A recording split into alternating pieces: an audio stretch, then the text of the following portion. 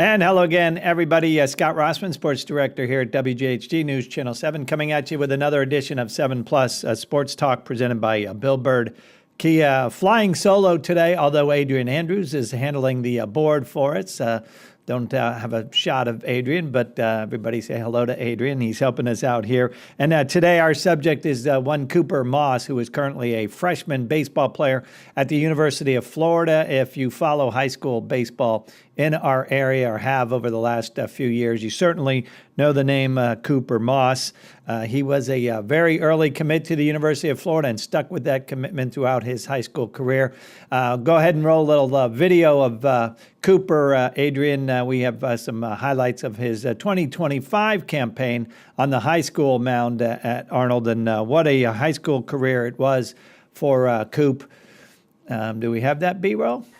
There we go. And Cooper finished out his career with the Marlins with a school record 27 wins, helped lead Arnold to the state semifinals for the first time ever, that in the 2024 season. Overall, in his prep career, he was 23-8 with a 1.28 earned run average with 389 strikeouts in 247 innings over 4 seasons. He owns the school record for strikeouts. Was a pretty darn good hitter as well, a 351 average over his 4 seasons, a school record 20 home runs and 103 runs batted in. He did it all for Coach Jones and the Arnold baseball program. Signed with the Gators during his senior season, and that is kind of where we're going to pick it up, because really his time at Arnold, the last time he played any meaningful game action, because as we come back to set here, Adrian, Cooper has wound up redshirting his first year at the University of Florida. I'm not sure that was the plan. I'm guessing that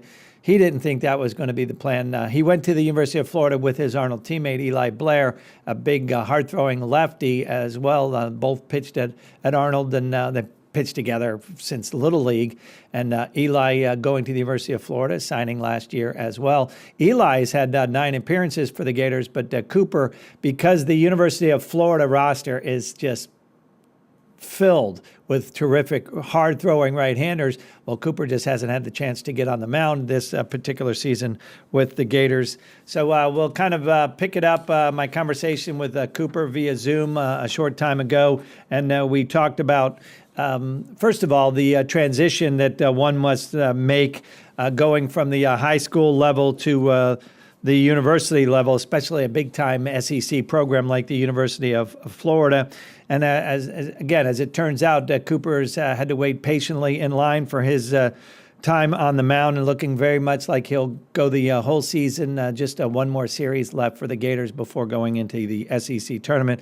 Looking like he'll redshirt and sit out this whole entire season. But I began the conversation with how different it is to go to a big-time college baseball program as compared to the high school level like he saw at Arnold.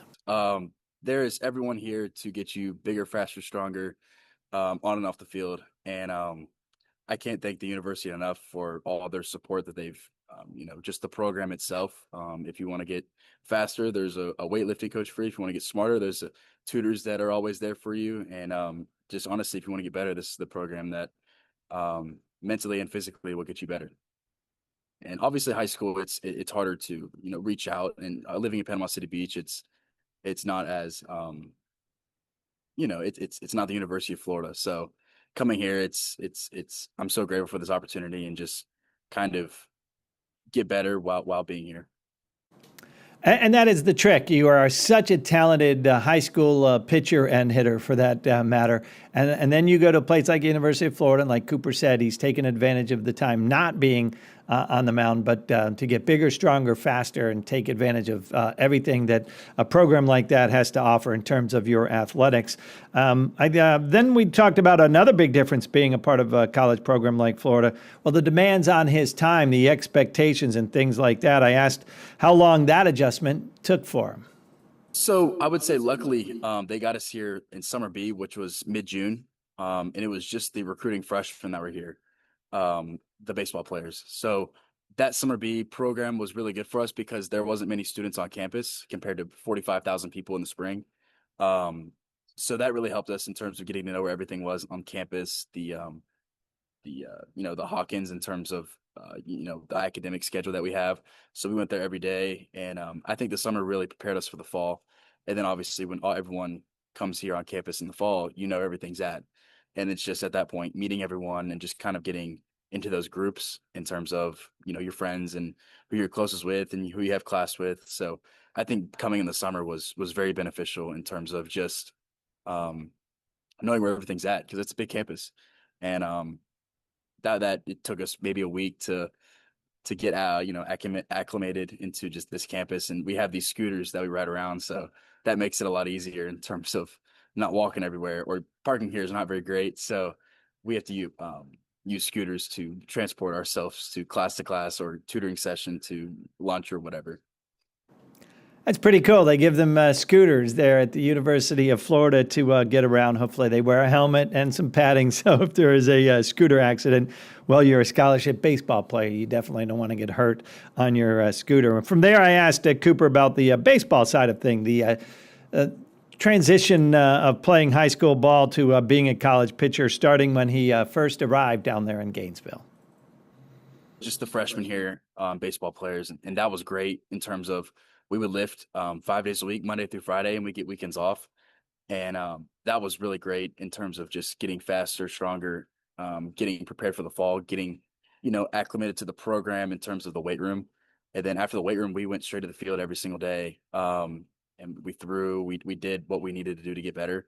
And during those times, we also ran youth camps.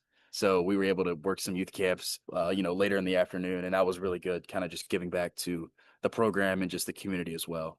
So, and then the fall came, and it was sort of the same schedule. It was just with 30 more guys on the team. But everyone's been, our team really gelled really quickly. I think in terms of age, we're a very diverse group in terms of age. So I think that's what kind of makes us such a close team, on and off the field, because, we're all here and we're kind of forced to, love everyone, and, you have everyone's back next to you. So I think that's really big in terms of just the team that we have this year. And but yeah, I mean the fall was great in terms of just the program itself. It wasn't much different than the summer, and that really prepared me just to be ready for pre-spring and then the spring that we're in right now. So Cooper signed again when he signed with the Gators. He knew full well that not only were they bringing in an outstanding recruiting class alongside his pal Eli Blair and his Arnold teammate there, but also some good right-handed pitching, and that the roster was chock full of strong right-handed pitching. So Cooper having to come to the realization probably early on in the season, but definitely by the middle part of the season, that, wow, there was a good chance he wasn't going to get on the mound. As it's turned out, he's yet to make his debut with the Gators, redshirting this season. And that certainly can be tough on a young athlete, especially one who's excelled so well, basically from his freshman year at Arnold all the way to his senior season. Again, he led the Marlins to a state champion, helped lead the Marlins to a state championship game, as did Eli Blair, again, the big lefty. So that was part of my next line of questioning was how is he dealing with the fact that it's a lot of work on the mound and the bullpen and all that non-game related activity. Again, like he said, he's getting bigger, stronger, trying to become a better pitcher, but not being able to get in the game action. I asked him about that. This team is so very talented in terms of pitching, in terms of hitting, everything. And especially right-handed pitching, our depth is so deep, and that's a good thing. So I think during this time, it's been really good for me to get better, pick other people's brains about what they do, learn certain things like that. And it's also given me another opportunity to just work harder, get extra lifts in, get extra bullpens in when I need them, and, be there to support my team when they need it. And I think that's just a learning phase for me right now. Obviously, growing up, you're the dude on every single team, and then you come here and you get humbled really quickly. But I think that has been such a learning point for me this year. And I've enjoyed it. I've gotten a lot better, even just not even playing on the diamond, just from picking everyone's brains and being at such a very important and top-notch program that I'm at right now. I can still utilize my resources here and get as good as I want to be. And you can tell he's a very intelligent young man, not just on the baseball diamond, but in the classroom as well. But from an athletic perspective, sometimes you have to realize that, hey, this isn't going to be your season, and you're going to have to sit around and watch the ball games. And again, that has to be very tough on an elite high school and now college talent like Cooper Moss. The Gators 34-18 so far, 15-12 in SEC play. They have a series at LSU ahead, and then it's on to Hoover for the SEC tournament. And I mentioned a few times Eli Blair. We certainly wanted to talk to Eli as part of this as well, but on the day we arranged the Zoom call with the sports information folks there, Eli was dealing with some severe allergies, so he didn't really feel like he could speak all that well. So we certainly will catch up with Eli Blair and do a similar podcast or 7 Plus Sportscast with Eli, talk about his first season at the University of Florida. But so far, he's made 9 appearances this season, 9 innings, 9 strikeouts, a 4.82 earned run average. So again, for Cooper, it makes it tougher, no doubt, seeing Eli being able to get on the mound and be a part of this 2026 University of Florida baseball team that is, again, 34 wins. And unless the wheels completely come off, they're headed for, I think it's 100% sure to say they're headed for a regional, regardless of what happens in Hoover. So I asked Cooper if this season has made him question at all his decision to go to the University of Florida with that talent-laden roster. For sure. I mean, I think every player that walks into a program, obviously you don't the expectation of just playing time in general. But I will say I've enjoyed every moment here, and just this year I've gotten so much better from not even really playing. I loved it, and I don't really see myself anywhere else currently right now. But we're gonna ball out this year, and we're gonna have a really good end of the rest of our season. And I'm just really excited for that and see what this group of guys can hold in terms of regionals and just the playoffs. And obviously our goal is to win Omaha. So I think this team is very talented and can exceed all those goals for sure. And again, one final series in Baton Rouge, then on to the SEC tournament in Hoover, and then a regional, and hopefully for the Gators, a super regional. And as Cooper alluded to there, a World Series, College World Series berth, that's in Omaha, Nebraska. Now, after all that, regardless of whether he sees the mound or not, when this season is over for the Gators, well, it certainly will not end baseball this year for Cooper Moss. He's already set his summer plans to play, and it certainly includes pitching. So I was blessed for an opportunity to go play at the Valley League in Virginia. So me, Eli, Blair, and Colt Schwartz, 2 of my teammates are going to go up to Strasburg, Virginia, and play in the Valley League. And it's a really cool experience. You stay with a host family, and then you play other teams around the area for summer ball. And it's just an opportunity to play and to get those innings and that exposure when you don't get it in the spring. So I'm really excited for that opportunity just to play and be there with 2 of my closest friends that I have on campus here. And I'm really excited for the opportunity. What a great way to look forward to spending the summer. You have these host families in these summer league towns, and he gets to go there with his good friend.